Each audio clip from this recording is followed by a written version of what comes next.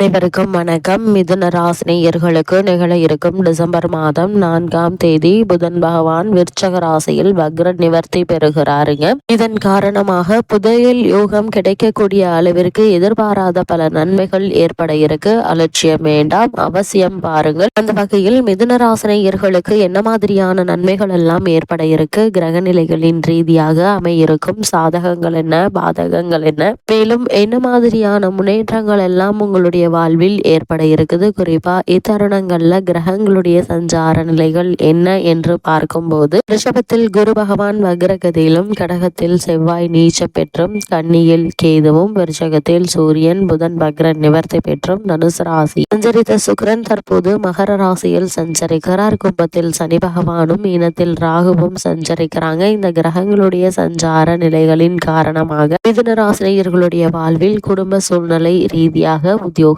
தொழில், வியாபாரம், கலைத்துறை, அரசியல் துறை, மாணவ மாணவிகள், விவசாய துறையினர், பெண்மணிகள் என அனைவருக்குமே என்ன மாதிரியான நன்மைகள் எல்லாம் ஏற்பட இருக்கு என்பது குறித்தான முழுமையான பதிவு தான் இந்த வீடியோல நம்ம விரிவா பார்க்க போகிறோம். அந்த வகையில மிதுன ராசினியர்களை பொறுத்த வரைக்கும் இந்த டிசம்பர் மாதம் 4ஆம் தேதி புதன் பகவான் வக்ர நிவர்த்தி பெறக்கூடிய இக்காலகட்டங்கள்ல சூரியன் 6ல் இருப்பது நல்ல ஒரு அமைப்பு என்று தாங்க சொல்ல வேண்டும். இதனால் அரசாங்க ஆதரவு எதிர்பாராத தருணங்கள்ல உங்களுக்கு கிடைக்க இருக்குதுங்க. இழுபறியில் இருந்த அரசாங்க காரியங்கள் கூட சிறு முயற்சியிலேயே வெற்றியை தர இருக்குது. அதே போல் போட்டித் தேர்வுகள்ல முடிவுக்காக காத்திருப்பவர்களுக்கு இந்த தேர்வுகள்ல வெற்றி கிடைக்க இருக்குதுங்க. ஏதேனும் வேலைக்கான தேர்வுகள் எழுதியிருந்தால் அல்லது பதவி உயர்வுக்கான தேர்வுகள் எழுதியிருந்தாலும் கூட உங்களுக்கு சாதகமான முடிவு கிடைப்பதற்கான வாய்ப்புகள் அதிகம் இருக்குதுங்க. அதே போல் உங்களுடைய ராசிக்கு பாக்கியாதிபதி சனி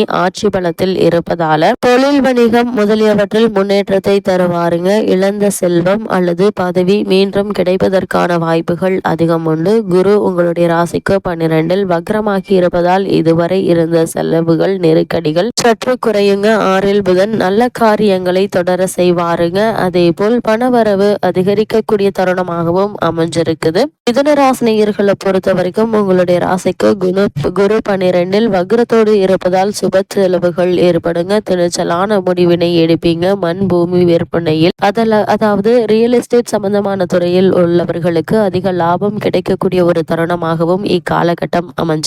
அது மட்டும் இல்லாம இக்காலகட்ட கிரக நிலைகளை ஆராய்ந்து பார்க்கும் போது இத்தருணங்கள்ல உங்களுடைய ராசிநாதனான புதன் 6ஆம் இடத்தில் வக்ர நிவர்த்தி பெற்று சஞ்சரிக்கிறாருங்க. மறைந்த புதனால் நிறைந்த தன லாபம் உண்டு. இதனால் சகாயஸ்தானாதிபதி சூரியனோடு இணைந்து புதன் சஞ்சரிப்பதாலும் குருவினுடைய பார்வை உங்களுடைய ராசிநாதன் மீது பதிவதாலும் நல்ல காரியங்கள் பலவும் இல்லத்தில் நடைபெற இருக்குது. காரணமே இல்லாமல் தடைபட்டு வந்த பல சுப காரியங்கள் இனி வரும் காலங்கள்ல ஒன்றன் பின் ஒன்றாக சொல்லக்கூடிய ஒரு தருணமா அமைஞ்சிருக்குதுங்க. பண வரவை பொறுத்த வரைக்கும் திருப்திகரமாக இருக்கும் என்பதால் பண பிரச்சனை என்பது ஏற்படுவதற்கான வாய்ப்புகள் இல்லை. அதே போல் திருமணம் போன்ற சுப காரியங்கள் இல்லத்தில் நடைபெறுவதற்கான சாத்தியக்கூறுகள் அதிகம் இருக்குதுங்க. எவ்வளவு நாட்களாக திருமண முயற்சிகளை மேற்கொண்டு ஏற்பட்டு வந்த தடங்கல்கள், தாமதங்கள் நீங்கி ஒரு முயற்சியிலேயே வெற்றி கிடைக்க இருக்குதுங்க. அதே போல உங்களுடைய ராசிக்கு விரயஸ்தானமான ரிஷபராசியில் குரு பகவான் வக்ரகதியில் சஞ்சரிக்கிறார். உங்களுடைய ராசிக்கு 7, 10 ஆகிய இடங்களுக்கு அதிபதியானவர் குரு பகவான். அவர் வக்ரம் பெறுவது நன்மை என்று தாங்க சொல்ல வேண்டும். சுப செய்திகள் வந்த வண்ணமாக இருக்குங்க. துணிந்து எடுத்த முடிவுகள்ல, அதாவது நீங்கள் இவ்வளவு நாட்களாக துணிந்து எடுத்த முடிவுகள்ல வெற்றி கிடைக்க இருக்குது. தொழில் ரீதியாக நீண்ட நாட்களாக செயல்படுத்த முடியாத சில திட்டங்களை இப்பொழுது செயல்படுத்த இருக்கீங்க. வாடகை கட்டிடத்தில் நடைபெற்ற தொழிலை சொந்த கட்டிடத்திற்கு மாற்றுவதற்கான முயற்சிகளை மேற்கொண்டு வரும் மிதுன ராசியை சேர்ந்த தொழில் மற்றும் வியாபாரம் செய்பவர்களுக்கு அந்த எண்ணங்கள் ஈடேறக்கூடிய ஒரு தருணமா இந்த புதன் பகவானுடைய வக்ர நிவர்த்தி அமைஞ்சிருக்குதுங்க. அதே போல் உயர்ந்த மனிதர்களுடைய ஒத்துழைப்போடு நல்ல காரியங்கள் நடைபெற வழிபிறக்குங்க. உங்களுடைய ராசிக்கு வியாபார விருத்தி உண்டுங்க. தொல்லை தந்தவர்கள் விலகக்கூடிய ஒரு தருணமாகவும் இத்தருணம் அமைஞ்சிருக்குது. குரு பகவான் வக்ரத்தில் இருப்பதால் எதிர்பாராத பல முன்னேற்றங்கள் உங்களுடைய வாழ்வில் ஏற்பட இருக்கு என்பதை கிரக நிலைகள் தெளிவுபடுத்துது. அதே போல இத்தருணங்கள்ல சனி பகவானின் மீது செவ்வாயினுடைய பார்வை பதியுதுங்க கடகத்தில் சஞ்சரிக்கும் செவ்வாய். இத்தருணங்கள்ல கும்பத்தில் சஞ்சரிக்கும் சனி பகவானை பார்க்கிறார். உங்களுடைய ராசிக்கு 6, 11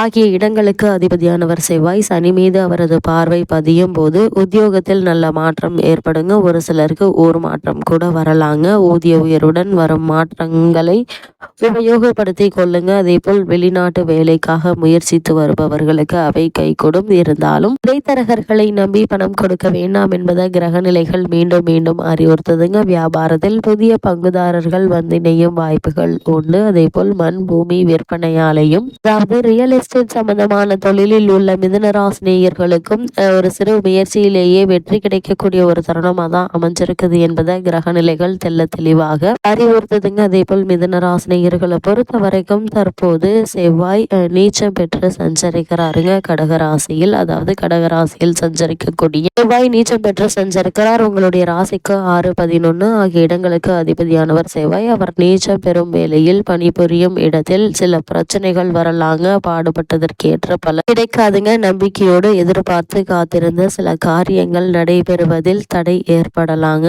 பாக பிரிவினைகள் சுமூகமாக முடியுங்க. பல நாட்களாக எதிர்பார்த்து காத்திருந்த சொத்து விற்பனை நடைபெறக்கூடிய ஒரு தருணமா அமைஞ்சிருக்குது. இதனால பூர்வீக சொத்து மூலமாகவும் உங்களுக்கு லாபம் கிடைக்க இருக்கு. இப்படிப்பட்ட செவ்வாய் வக்ரமும் இணைந்து வருகிறார். உங்களுடைய ராசிக்கு 6, 11 ஆகிய இடங்களுக்கு அதிபதியானவர் செவ்வாய். 6க்கு அதிபதி வக்ரம் பெறுவதால உத்தியோகத்தில் பிரச்சனைகள் தலை தூக்குங்க. உயர்ந்த மனிதர்களிடம் பகை உருவாகுங்க. இடம் பூமி சம்பந்தப்பட்ட வகையில் செய்யும் முயற்சியில் தாமதமும் தடங்களும் ஏற்படுவதற்கான வாய்ப்புகள் அதிகம் இருக்கு. அதே போல் தேக ஆரோக்கியம் சீராகி மாற்று மருத்துவம் கை கொடுக்குங்க. புதிய மனிதர்களுடைய சந்திப்பால் பொருளாதார நிலை உயர இருக்குதுங்க. என்றாலும் வரவை காட்டிலும் செலவு சற்று கூடுதலாக இருக்கக்கூடிய ஒரு தருணமாக தாங்க அமைஞ்சிருக்குதுங்க. அது மட்டும் இல்லாம மகர ராசியில் சுக்கிரன் சஞ்சரிக்கிறார். உங்களுடைய ராசிக்கு 5, 12 ஆகிய இடங்களுக்கு அதிபதியானவர் சுக்கிரன். 12க்கு அதிபதி 8ல் சஞ்சரிப்பது யோகம் என்று தாங்க சொல்ல வேண்டும். திட்டமிடாது செய்யும் காரியங்களில் கூட வெற்றி கிடைக்குங்க. திறமைக்குரிய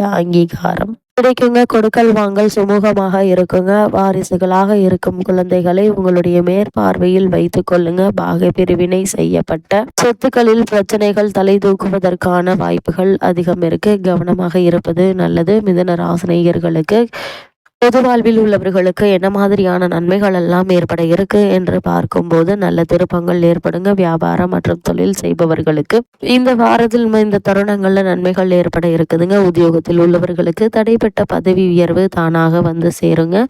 அதே போல் மையப்பகுதி கலைஞர்களுடைய எதிர்பார்ப்புகள் அனைத்துமே ஒன்றன் பின் ஒன்றாக நிறைவேறக்கூடிய ஒரு தருணமா இந்த புதன் பகவானுடைய வக்ர நிவர்த்தி அமைஞ்சிருக்குதுங்க. மாணவ மாணவிகளுக்கு ஆசிரியர்களுடைய ஆதரவு உண்டு. பெண்மணிகளுக்கு வருமானம் என்பது திருப்திகரமாக இருந்தாலும் விரயங்கள் சற்று அதிகமாக இருக்கும். அதனால் கவனமாக இருப்பது அவசியங்க. மிதுன ராசினியர்களுக்கு கிரக நிலைகளின் ரீதியாக கூறப்படும் பரிகாரம் என்ன என்று பார்க்கும்போது ஞாயிற்றுக்கிழமை சூரிய வழிபாடும் விரதமும் நன்மை அளிக்கக்கூடிய ஒரு பரிகாரமா அமைஞ்சிருக்குது.